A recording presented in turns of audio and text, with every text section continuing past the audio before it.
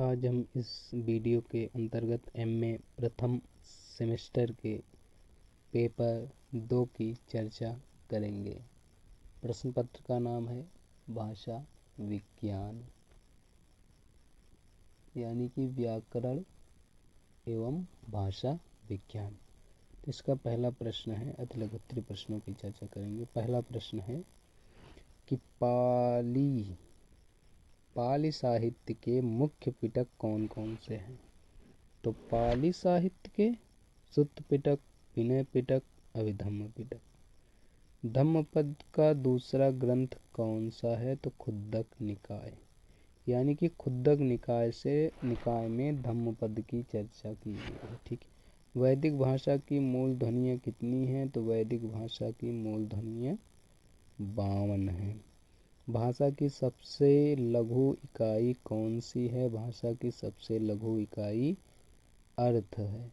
राजशेखर की 5 कृतियों का नाम बताइए। तो राजशेखर की 5 कृतियां हैं बाल रामायण, बाल भारत, विद्वत्शाला भंजिका, कर्पूर मंजरी, काव्य मीमांसा। धम्मपद में कुल कितनी गाथाएं हैं। तो धम्मपद में कुल 423 गाथाएं हैं। पदिम के कितने प्रकार हैं। पदिम के 4 प्रकार हैं। पदक्रम, स्वर परिवर्तन, ध्वनि परिवर्तन और चयन। ग्राम गच्छन् तृणम् स्पृशति में किस सूत्र से ग्राम की कर्म संज्ञा हुई है। तथा युक्तम च इप्सितम। बालिम याचते वसुधाम में किस सूत्र से कर्म संज्ञा हुई, मतलब संज्ञा होगी तथा कौन सी विभक्ति होगी। कहा कि यच्छ। अकथितम च के अंतर्गत जो 16 धातुएं आती हैं, अकथितम च की 16 धातुओं के अंतर्गत याच, यानी कि याच के अंतर्गत ये है कि बालिम याचते वसुधाम। तो अकथितम च सूत्र से द्वितीय विभक्ति कर्मणि द्वितीय होगी।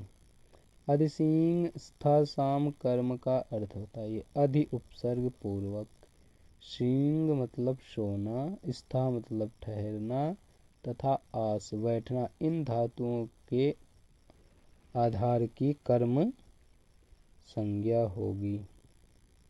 उसके बाद अभिनिविशते सन्मार्गम में किस सूत्र से कर्म संज्ञा होगी। अभिनिविश्च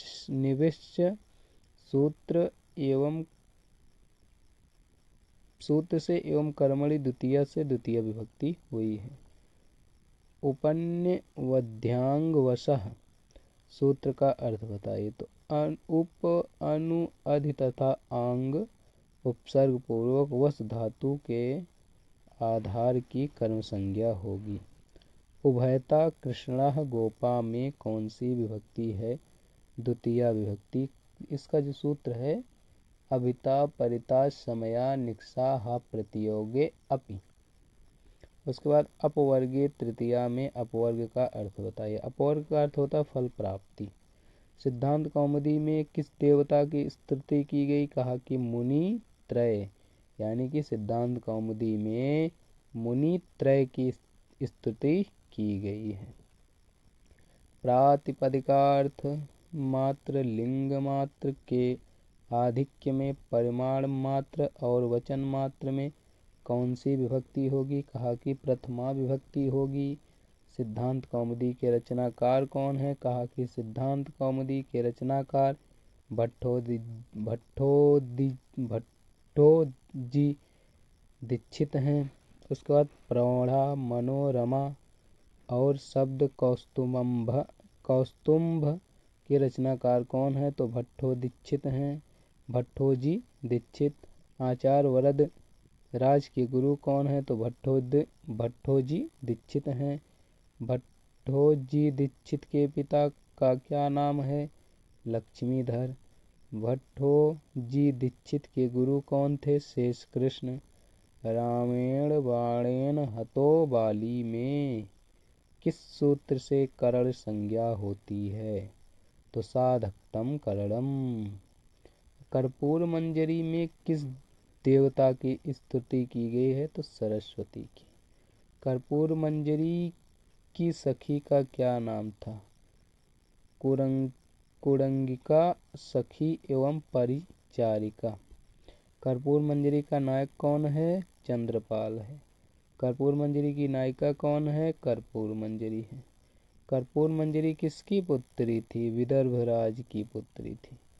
कर्पूर मंजरी का काल बताइए। तो कर्पूर मंजरी 900 ईस्वी के आसपास की रचना है।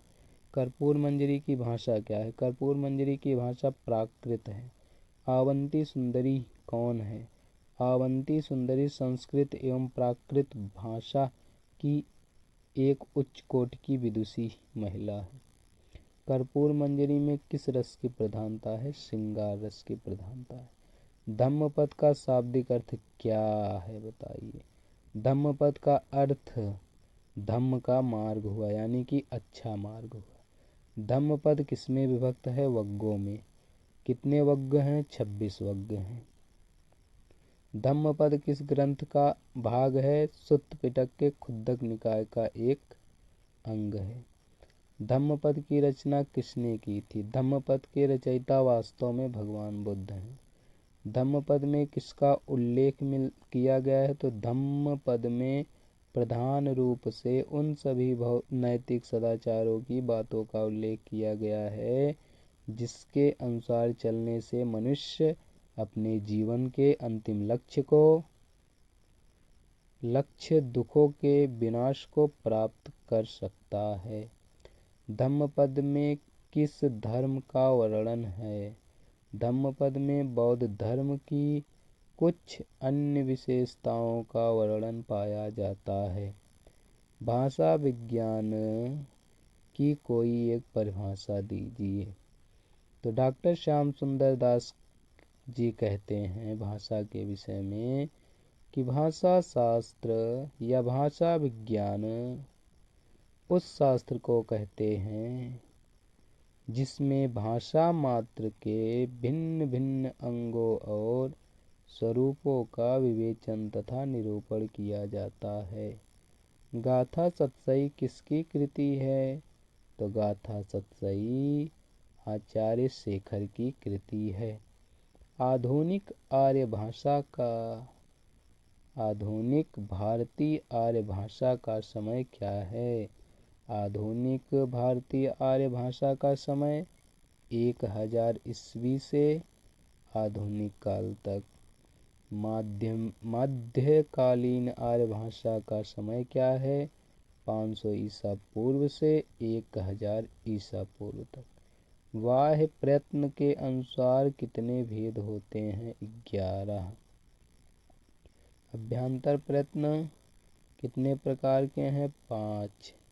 ध्वनि परिवर्तन के प्रमुख 2 कारण हैं। बाह्य कारण, आंतरिक कारण, बाह्य कारण। ठीक है। सुत्त पिटक कितने निकायों में विभक्त है? सुत्त पिटक 5 निकायों में विभक्त है। पदिम